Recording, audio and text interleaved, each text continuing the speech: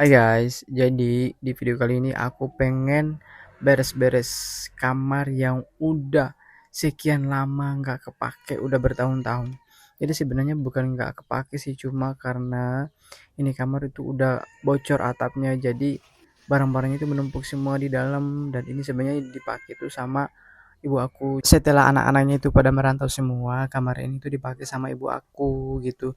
Nah, kenapa sampai berantakan kayak begini? Karena kamar ini tuh udah bocor. Jadi ibu aku tuh nggak tidur di sini lagi. Dia tidurnya itu di tempat lain. Nah, akhirnya kamar ini berantakan semua, barang-barangnya pada menumpuk semua.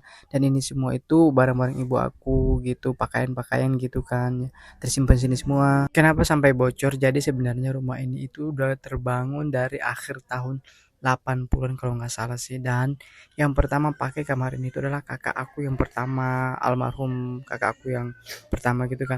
Nah, setelah beliau meninggal akhirnya kamar ini dipakai sama kakakku perempuan. Nah, gitu.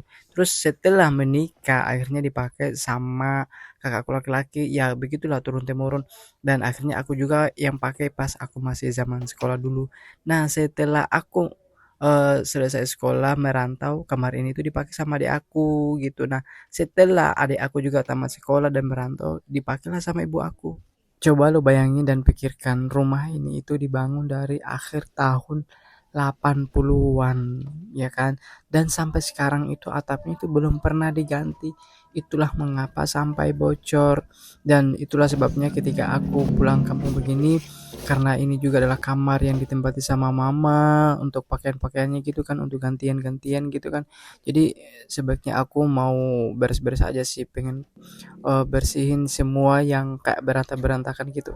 Siapa sih yang gak sedih melihat kamar yang ditempati orang tuanya berantakan kayak begini? Apalagi kamu sebagai anak rantau yang udah lama di perantauan dan ketika balik kampung melihat kamar yang ditempati orang tua seperti ini, pasti kamu sedih juga kan? Sebenarnya barang-barang bekas yang ada di dalam kamar ini itu bukan sepenuhnya milik ibu aku, tapi sebagian itu milik barang-barang aku, barang adik aku, barang abang aku yang pertama yang menempati kamar ini.